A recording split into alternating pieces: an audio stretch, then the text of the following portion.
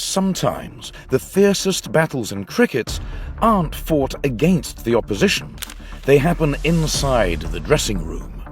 Behind the smiles, the handshakes, and the team huddles, there have been explosions of ego, jealousy, and raw emotion that tore teams apart. These aren't stories of sledging rivals. These are stories of teammates turning on each other. Watch till the end, because the last fight is between two legends of the game.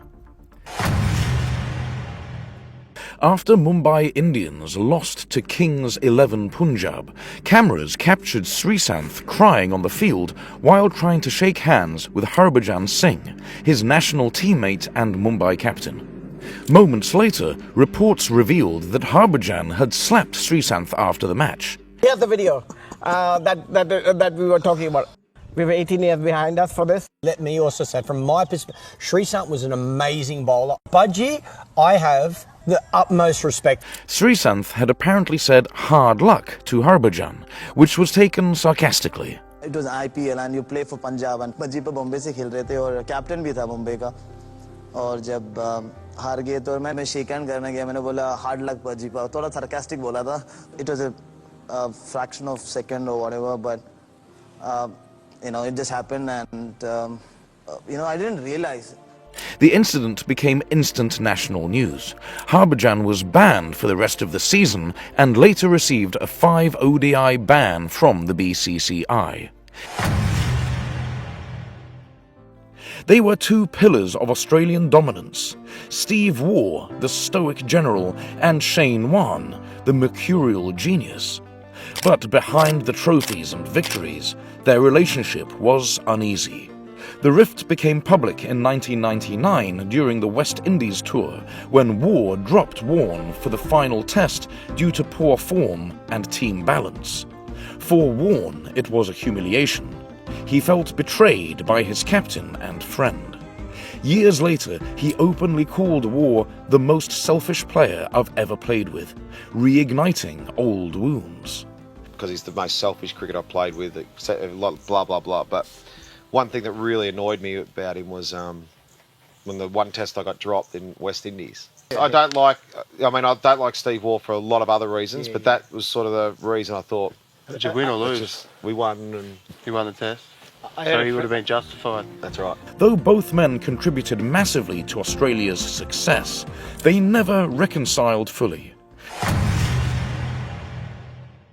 Few cricketers have been as talented or as divisive as Kevin Pietersen.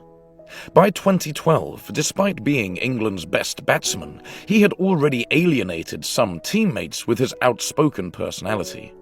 During a test series against South Africa, reports emerged that Pietersen had sent derogatory text messages about his own captain, Andrew Strauss, to South African players.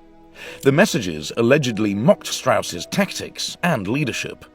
The England and Wales Cricket Board moved quickly. Pietersen was dropped from the team before the next test. Although he returned briefly, the trust never came back. By 2014, he was completely exiled from English cricket. In his autobiography, Pietersen described the dressing room as divided into cliques, a place where jealousy and resentment replaced unity. His downfall was a reminder that talent alone can't save you when a team stops believing in you. It was April 2013 at the Chinnaswamy Stadium in Bengaluru. Royal Challengers Bangalore versus Kolkata Knight Riders. Two Delhi-born leaders, Virat Kohli and Gautam Gambhir, were facing off. Both fiercely competitive, both emotionally charged. Kohli played a quick, aggressive innings before holing out to deep mid-wicket. As he walked back, he exchanged a few words with KKR fielders. Gambhir, standing at cover, said something back. In seconds, the situation exploded. Kohli turned and marched towards Gambhir. Gambhir walked up too. The two got within inches, shouting, before Rajat Bhatia intervened and separated them. The umpires restored order, but the footage went viral. Two of India's biggest names nearly coming to blows. Afterward, both downplayed it as heat of the moment. Yet the moment revealed their competitive fire and pride. It was India's aggression, unfiltered, caught on camera. In the days leading up to the inaugural T20 World Cup in South Africa, Pakistan's training camp turned chaotic. A playful exchange between Shoaib Akhtar and Mohammad Asif spiraled out of control. Asif reportedly teased Shoaib about losing pace compared to younger bowlers. Enraged, Shoaib swung his bat, hitting Asif on the thigh and leaving him bruised. The Pakistan Cricket Board reacted immediately, sending Shoaib home and banning him from the tournament. He later admitted on TV, "I hit him in anger. It was wrong." The incident embarrassed Pakistan's management and highlighted long-standing issues of discipline within the team. Actually, बात शाहिद भाई और शोएब भाई दोनों कर रहे थे. मेरी तो बात ही नहीं हुई. मैं सिर्फ हंसा हूँ और उसने उठा के बल्ला मार दिया मुझे. Once close friends and West Indies teammates, Chris Gayle and Ramnaresh Sarwan had shared the same dressing room for years, from international cricket to franchise leagues. But in 2020, during the Caribbean Premier League, Gayle was abruptly released by the Jamaica Talawas, a team he had helped build. Feeling betrayed, Gayle uploaded a furious YouTube video accusing Sarwan, then part of the Talawas management, of conspiring against him. "You are a snake," Gayle said in the viral rant, claiming Sarwan had stabbed him in the back. The feud shocked Caribbean cricket fans as two national icons aired their grievances publicly. Though the league tried to mediate, the damage was done. A friendship that once defined West Indies cricket was gone forever. Sarwan, you was the one, my last birthday party here in Jamaica, on the platform giving big speech, how far we're coming from. Sarwan, you're a snake. And you know, Sarwan, you know you're not the most loved person right now within the Caribbean as well, you know? Because nobody like you in your own country, first of all. You're so vindictive. You're still immature. You're still stabbing people in the back. You're still carrying news. When are you going to change, Sarwan? When are you going to change? Seriously. When are you planning to change? Ian Botham, England's flamboyant all-rounder, and Jeff Boycott, the stubborn old-school opener, couldn't have been more different. Botham represented aggression and freedom, Boycott, caution and control. Their feud began in the late 1970s, but exploded in the early 1980s, when Botham publicly called Boycott selfish and detrimental to the team. Boycott fired back, calling Botham an overrated slugger. The two refused to speak for years. Even decades later, they occasionally reignited the spat in media columns and interviews. Their feud was never about one match. It was about the clash between cricket's past and its future. It was supposed to be a night of celebration. Australia had just won a test match at the SCG in early 2009. With 10 balls remaining, Australia win the third test match at the Sydney Cricket Ground.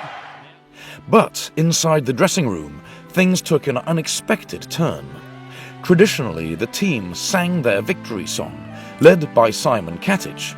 But Clark, the new vice-captain, wanted to leave early for a sponsor event.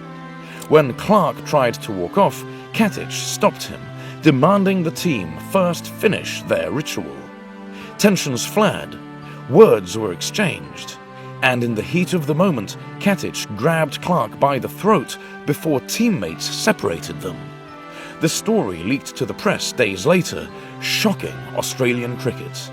Katich was fined, but the incident left scars that never healed. In later interviews, Clark admitted there was no love lost between them. It was one of those nights when victory couldn't hide the cracks within the team. In the mid-1980s, Indian cricket was torn by an internal power struggle between two legends, Kapil Dev and Sunil Gavaskar. The tension revolved around captaincy, selection, and clashing personalities. Gavaskar, the disciplined technician, wanted a structured, calm team. Kapil, the exuberant all-rounder, led with emotion and instinct. Their differences reached a peak after the 1984 home series against England, when Kapil was dropped for a test, reportedly showing lack of discipline after a poor loss in Delhi. Many fans believed Gavaskar, who was then captain, influenced the decision. The media framed it as a civil war between India's two biggest stars. Though they later reconciled, the episode revealed how leadership politics could divide even world champions, men who once lifted India's 1983 World Cup together. I'm not stupid to drop my match winner from my team.